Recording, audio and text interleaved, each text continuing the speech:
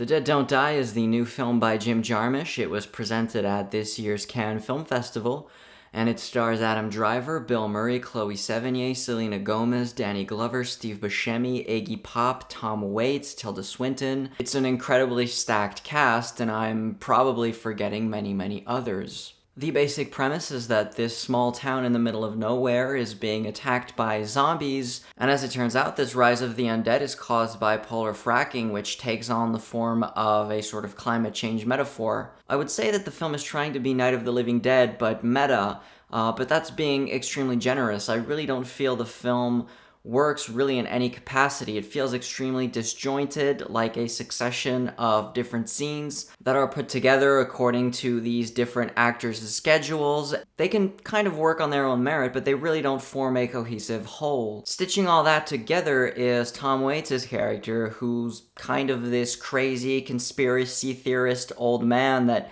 lives in the woods and that is observing everything that's going on within this town. And as the plot drives along, we sort of realize that maybe he's not so crazy. He kinda is the only one that understands what's going on, and he sort of serves as a de facto narrator, if you will, or at least, and if not a narrator, he almost acts like those old school horror programs that were on television where you would have a host that would sort of string together all these different films and all these different horror movies into sort of a cohesive theme. The film has some reasonable moments, and they all involve Adam Driver, who is without a doubt the shining star amidst this giant failure of a film, in my opinion. The film really fails at being a horror film, it fails at being a comedy, it fails at being a good zombie film, and really any sort of humor or entertainment comes more from the delivery that Adam Driver is capable of giving, proving that he's just one of the most watchable actors that's working today in Hollywood. And really, in comparison to some of the great horror comedies, obviously Shaun of the Dead being the perfect example, this pales in comparison, both in terms of the writing and in terms of the filmmaking. It's really one of Jarmusch's least ambitious, least interesting films. Apart from some smart dialogue here and there, the actual filmmaking on display is serviceable at best, if not amateur.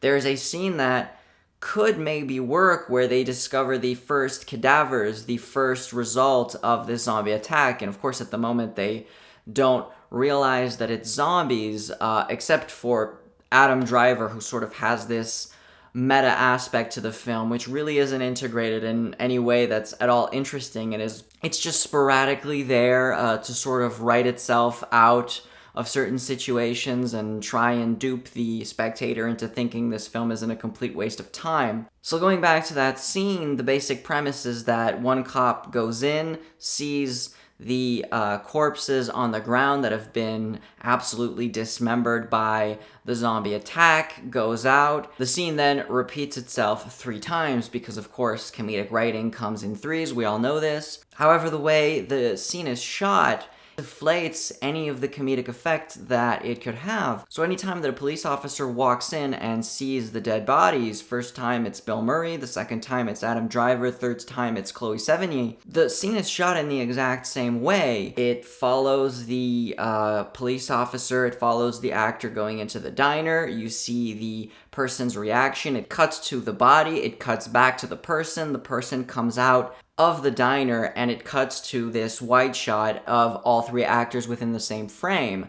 And in my opinion, because we already know what's in the diner, because we've already seen the zombies, the Iggy Pop zombie actually, who makes a cameo, devour the people working at the diner, I think it would have been much funnier if we had just stayed in the wide-ish shot on the outside of the diner, had people go into the diner off screen, heard their reactions, and come back and seen them absolutely transformed or absolutely puzzled as to what's going on. And it's not just the filmmaking that is really subpar, especially for somebody like Jarmusch, but the film is actually really ugly. It looks very digital, it looks very just bland and washed out. There's really not much to grasp, and for some reason it does these really awful speed ramps during the sort of quote-unquote action sequences, which are some of the ugliest speed ramps I think I've seen in a long time. It just seems like an old man trying to do some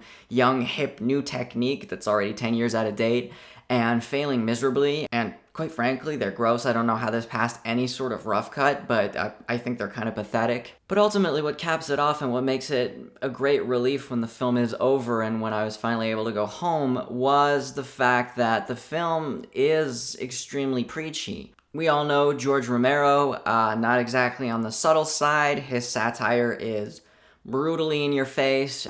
Jesus, it's everywhere. We're still pretty close to Johnstown. Those rednecks are probably enjoying the whole thing. However, first of all, it's within the trappings of a really fun, really good horror film, and actually towards the end of his career when his films weren't up to par in terms of the action, in terms of the horror, in terms of the filmmaking, and all of a sudden all that was left was zombies as this terrible social metaphor, then his film started becoming less and less interesting. And in truth, I was absolutely fine with the film having a very overt, very unsubtle, very in-your-face political message. I completely agree with the message and the politics of the film, but when you have your last scene that is essentially narrated by Tom Waits, who essentially goes on a rant that wouldn't be out of character for Alex Jones and is telling people, it turns out they were zombies all along. Zombies to consumerism. Zombies to the establishment. The globalists understand that in the birth of this planet, this new species. And so they've decided to take control, make it scientific, stun everyone and dumb them down so they can scientifically try to orderly carry this operation out. But then I go, wait a minute, you're detonating over 100 hydrogen bombs in the upper atmosphere to see if you could ignite the atmosphere and destroy the Earth. And that he is ultimately the character that's in the right. Honestly, I'm just glad for the film to end at that point, and that's really when the movie stops becoming Romero and becomes far more like Birdemic. You live in the tree? Sure do. So, you're a tree hugger? You could put it that way. I love trees. They're my family. I look out for them and protect these precious redwoods. So as always, thanks very much for watching the video. Please be sure to hit the like button if you like the review. Please subscribe if you're not subscribed. And until next time, see ya.